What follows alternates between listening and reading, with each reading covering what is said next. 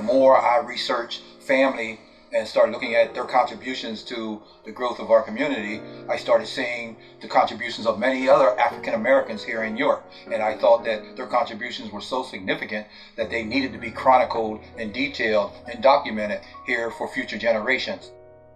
My grandfather really set the tone for military service for our family.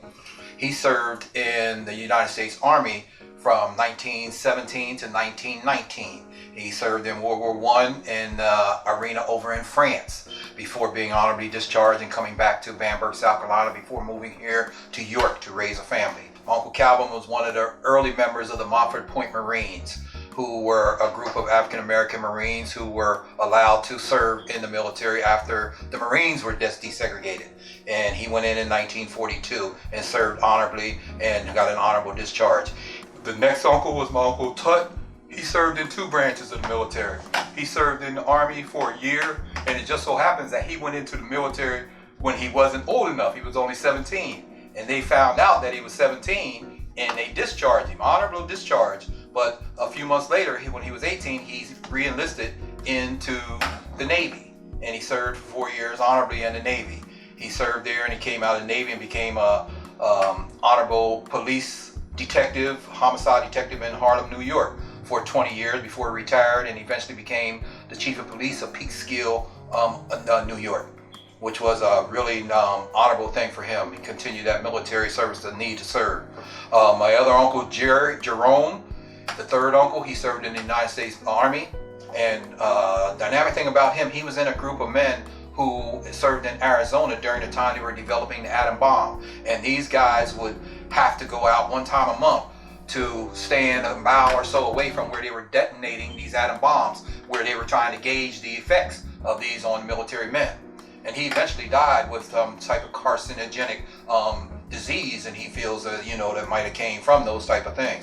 Of course, we are now in probably 4th or 5th generation of my grandfather's family here in York, but the military service and the affinity for the military carried through those generations. The next generation, the 3rd generation, which was my generation, my brothers and my cousins, and had many participants, many of them who served in the U.S. military, many of them during the Vietnam War era, where a majority of them were, and a few of them after that into the Gulf War and all. So military continues to be, something that our family takes pride in. It's always been something to help us be upwardly mobile. People go in. My one brother, Eric, went into the military and gained skills that enabled him to come out and profit and prosper in life through some of the things he learned in the military. Many of our members, later generation members, went into the military specifically to gain those type of skills and the necessary strengths to become better people here in the community. My grandfather always said the military, the discipline and all that you gain in the military will help you later on in life, and it certainly did for our family.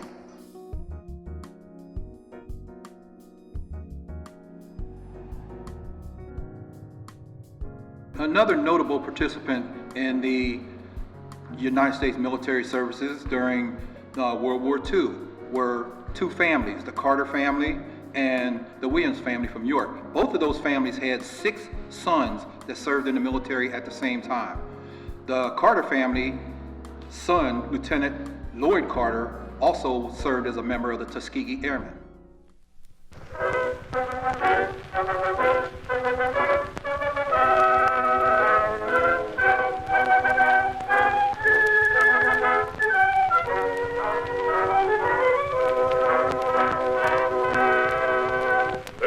Happy time coming when the boys come home. There's a glorious day coming when the boys come home. We will end the dreadful story of the battle dark and gory in a sunburst of glory when the boys come home.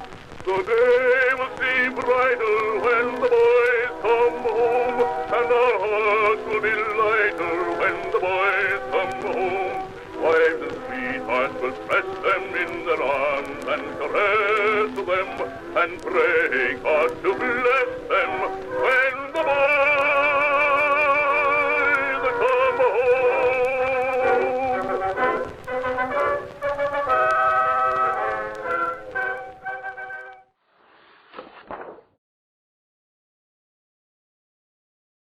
Hello, my name is William Shipley III, Chairman of Shipley Group and operator of Shipley Energy.